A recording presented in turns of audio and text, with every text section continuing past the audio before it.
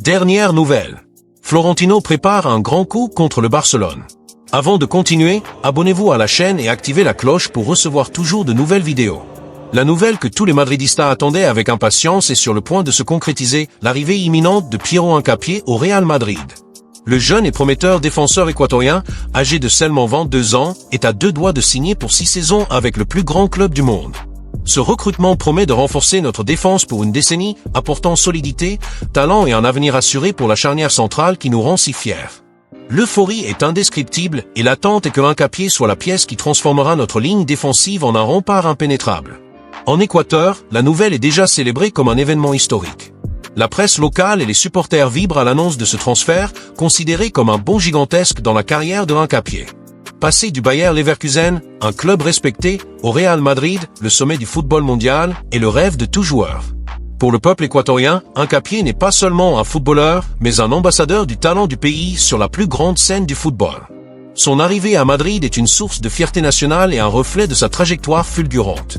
En Allemagne, les principaux médias traitent déjà le départ de Hincapié comme un fait accompli. Le Bayer Leverkusen, avec sa mentalité pratique et efficace, recherche déjà un remplaçant à la hauteur, un signe clair que les négociations avec le Real Madrid sont dans leur phase finale. Selon des sources fiables, l'opération devrait être conclue pour environ 35 millions d'euros, un montant significatif, mais une véritable aubaine sur le marché actuel pour un défenseur de cette qualité et avec un tel potentiel. Ce mouvement renforce la détermination de la proposition du Real Madrid, qui a surpassé des concurrents comme Arsenal, prouvant une fois de plus que le club obtient toujours ce qu'il veut. Ces dernières années, notre ligne défensive, bien que brillante à de nombreux moments, a dû faire face à des défis qu'il ne faut pas ignorer. Les irrégularités de l'un de nos défenseurs titulaires et le probable départ d'un autre défenseur important ont créé une urgence indéniable. Renforcer le centre de la défense est devenu une priorité absolue. La direction du Real Madrid, avec sa vision stratégique habituelle, a agi avec rapidité et précision. L'arrivée de Hincapié est la réponse parfaite à ces exigences, garantissant stabilité et qualité pour l'avenir. Le futur entraîneur du Real Madrid, Xavi Alonso, qui connaît Hincapié de son passage au Bayer Leverkusen, a donné son approbation sans réserve à ce recrutement. Alonso voit dans l'Équatorien le profil idéal pour sa philosophie de jeu, un défenseur rapide avec une relance de qualité et une capacité d'anticipation exceptionnelle. Pour l'entraîneur, la solidité défensive est le fondement d'une équipe gagnante et Hincapié, avec sa combinaison de jeunesse, de talent et d'expérience au plus haut niveau, est la pièce parfaite pour bâtir un Real Madrid dominant en Europe. Piero Hincapié réunit toutes les qualités pour devenir une légende au Bernabéu. À seulement 22 ans, il montre déjà une maturité de vétéran, dirigeant avec autorité au Leverkusen et dans la sélection équatorienne. En tant que défenseur gaucher, il offre une relance fluide et précise, essentielle dans le football moderne. Sa vitesse, sa capacité d'anticipation et son habileté dans les duels individuels en font un défenseur complet, agressif et technique. De plus, sa technique raffinée avec le ballon correspond parfaitement au style du Real Madrid qui valorise la construction du jeu depuis la défense. Hincapié n'est pas seulement un recrutement, c'est un pari pour marquer une ère et faire taire les rivaux. Avant de nous laisser emporter par l'enthousiasme pour Hincapié, il est important d'aborder d'autres sujets qui façonnent le présent et l'avenir de notre club. La transition vers l'ère Xavi Alonso promet une révolution tactique avec un accent sur un football dynamique et dominateur. De plus, le renouvellement de l'effectif, avec de jeunes talents comme Hincapié, renforce la vision à long terme du club. Le départ de certains joueurs expérimentés, bien que douloureux, ouvre la voie à une nouvelle génération qui maintiendra le Real Madrid au sommet. Enfin, la force de notre public, toujours passionné, sera cruciale pour soutenir l'équipe dans une nouvelle saison de conquête. Grand coup du Real Madrid. Le marché des transferts est en ébullition et une rumeur en particulier attire l'attention des madridistas, l'intérêt possible du Real Madrid pour un milieu de terrain néerlandais, actuellement au FC Barcelone. Selon les informations, les représentants du joueur cherchent une nouvelle destination pour lui et le club merengue apparaît comme l'une des options. Cependant, cette nouvelle suscite plus de doutes que d'enthousiasme parmi les supporters blancs. Ce dossier analyse les avantages et les inconvénients de ce possible recrutement en tenant compte des aspects émotionnels, économiques, tactiques et identitaires. Avec la retraite imminente de notre légende croate, le Real Madrid fait face au défi de trouver un remplaçant à la hauteur pour le milieu de terrain. Le club recherche un joueur avec du talent, de la personnalité et la capacité de mener l'équipe vers de grandes conquêtes comme les nombreuses Ligues des Champions qui ont marqué l'ère de notre maestro. Dans ce contexte, le nom du Néerlandais émerge comme une possibilité, mais correspond-il vraiment au profil nécessaire pour combler ce vide? L'un des plus grands obstacles à l'acceptation de ce transfert est le passé du joueur. Lorsqu'il était jeune, il a choisi le FC Barcelone, notre plus grand rival, et a publiquement exprimé son attachement au maillot blaugrana. Ses déclarations d'amour au club catalan et son immersion dans la culture rivale soulèvent des questions. Pourrait-il embrasser le madridisme avec la même passion? Le Real Madrid n'est pas un plan B, mais une destination pour les joueurs qui rêvent de porter le maillot blanc depuis toujours. Les supporters exigent un engagement total et l'historique du Néerlandais suscite des doutes sur sa capacité à se connecter à l'essence du club. Le FC Barcelone, sous pression en raison de problèmes financiers, espère récupérer environ 50 millions d'euros avec la vente du joueur. Pour un athlète qui montre de l'insatisfaction et qui ne vit pas son meilleur moment, ce montant semble exagéré. Le Real Madrid, connu pour la gestion financière intelligente de Florentino Pérez et le flair de Juni Calafa pour les jeunes talents, pourrait investir dans des options plus prometteuses et économiquement viables. De plus, le salaire élevé du joueur au FC Barcelone pourrait compliquer la structure salariale de l'effectif, une chose que le club protège toujours avec rigueur. Payer autant pour un joueur au rendement irrégulier est un risque que le Real devrait éviter. Le Real Madrid est synonyme d'excellence et son style de jeu est une marque de fabrique qui transcende les générations. Depuis l'époque de Di Stefano jusqu'à l'ère moderne de Zidane, le club a construit une identité unique dans le football mondial, caractérisée par un jeu offensif, vertical, avec des transitions rapides et une pression étouffante qui asphyxie les adversaires. Au milieu de terrain, où bat le cœur de l'équipe, les milieux du Real Madrid sont plus que de simples joueurs. Ce sont des maestros qui combinent une technique raffinée, une vision du jeu, une capacité à se projeter en attaque, surtout, une combativité inégalée. Ils dominent toutes les facettes du jeu, que ce soit dans la construction des actions, la récupération du ballon ou le leadership dans les moments cruciaux. Face à cette exigence, la grande question se pose. Le milieu de terrain néerlandais, actuellement au FC Barcelone, a-t-il le profil nécessaire pour s'intégrer dans ce moule et assumer le rôle de protagoniste au milieu de terrain merengue? Analysons cela en profondeur, en tenant compte de ses performances récentes, de ses caractéristiques tactiques et de son adéquation à la philosophie du club. Tout d'abord, il est important de contextualiser les performances du joueur ces dernières années. Lorsqu'il est arrivé au FC Barcelone, il était considéré comme une promesse de classe mondiale, un jeune talent avec le potentiel de devenir l'un des meilleurs milieux de terrain de la planète. Sa technique avec le ballon, sa vision du jeu et sa capacité à dicter le rythme des matchs ont impressionné tout le monde. Cependant, au fil du temps, sa trajectoire au club catalan n'a pas atteint les sommets attendus.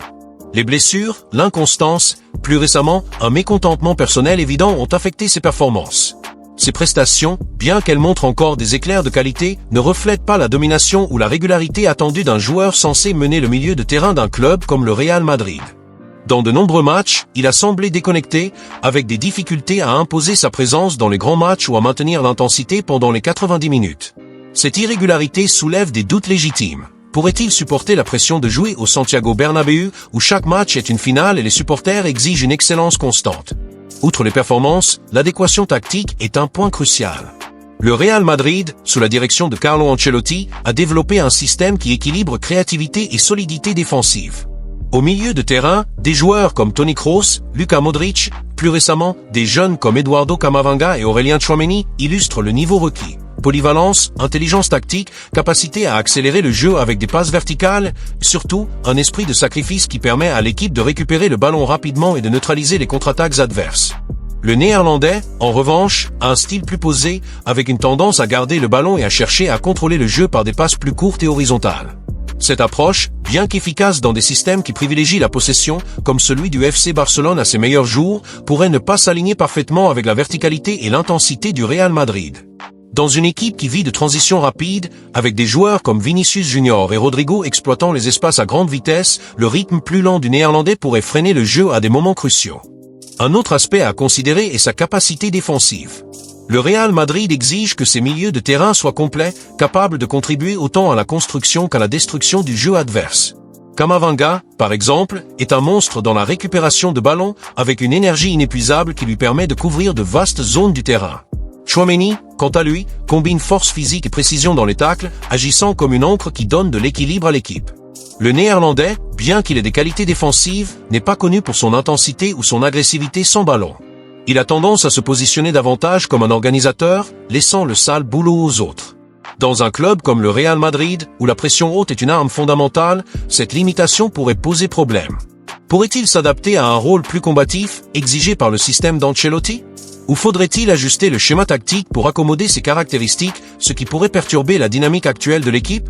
En outre, il y a la question du leadership et de la mentalité. Le milieu de terrain du Real Madrid a toujours été dirigé par des joueurs dotés d'une mentalité de vainqueur, capables de se surpasser dans les moments de plus grande pression. Modric, par exemple, est un exemple de résilience, avec sa capacité à décider des matchs importants même dans les dernières années de sa carrière. Le Néerlandais, en revanche, n'a pas démontré de manière constante cette capacité à assumer ses responsabilités sur les grandes scènes. Dans les matchs décisifs pour le FC Barcelone, il est souvent passé inaperçu, sans l'impact attendu d'un joueur de son calibre. Au Real Madrid, où l'attente est de remporter toutes les compétitions et où chaque erreur est amplifiée, ce manque de protagonisme dans les moments cruciaux pourrait être un obstacle. Les supporters merengues, habitués à voir leurs joueurs se battre jusqu'à la dernière seconde, ne pardonneraient pas à un joueur qui ne montrerait pas la combativité nécessaire pour honorer l'écusson. Enfin, il est utile de réfléchir à l'âge et à la projection future du joueur. À 27 ans, il est au sommet de sa carrière, mais ses performances récentes suggèrent qu'il pourrait avoir atteint son plafond. Le Real Madrid, connu pour sa vision à long terme, a investi dans de jeunes talents comme Jude Bellingham, Camavinga et Tchouaméni, qui combinent une qualité immédiate avec un potentiel de croissance encore plus grand. Comparé à ces noms, le Néerlandais semble être un pari moins prometteur, surtout compte tenu de l'investissement financier impliqué. Pour 50 millions d'euros, le club pourrait chercher des joueurs plus jeunes, avec une plus grande marge d'évolution, et surtout, avec la fin de faire l'histoire au Bernabéu. L'arrivée d'un joueur qui a déjà passé des années chez le rival, avec un historique de haut et de bas, ne semble pas aligné avec la philosophie de construire un avenir glorieux basé sur des talents émergents.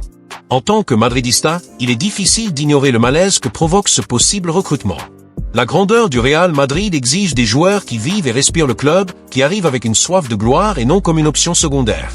Les supporters, connus pour leur passion indéfectible, attendent des renforts qui allient et identification totale avec l'écusson. L'idée de recruter un joueur qui a déclaré sa loyauté au rival semble être une trahison de la philosophie du club, même s'il possède des qualités techniques. Le marché est rempli de jeunes talents qui pourraient mieux s'intégrer au projet du Real Madrid.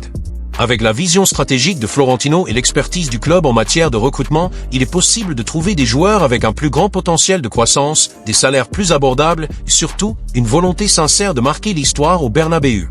Pourquoi parier sur quelqu'un entouré d'autant de doutes alors qu'il existe des options plus alignées avec les valeurs et les objectifs du club? Bien que le nom du Néerlandais soit apparu sur le bureau de Florentino Pérez, la réaction initiale du président, sans grand enthousiasme, reflète la prudence qui a toujours guidé le Real Madrid. Ce possible recrutement soulève des questions sur la loyauté, le rapport qualité-prix et l'adéquation tactique. En tant que madridista, nous voulons des joueurs qui honorent l'écusson, qui ressentent le poids du maillot et qui arrivent pour écrire de nouveaux chapitres de gloire. Pour l'instant, le Néerlandais ne semble pas être cette personne. Et vous, que pensez-vous de cette possibilité? Laissez votre opinion dans les commentaires.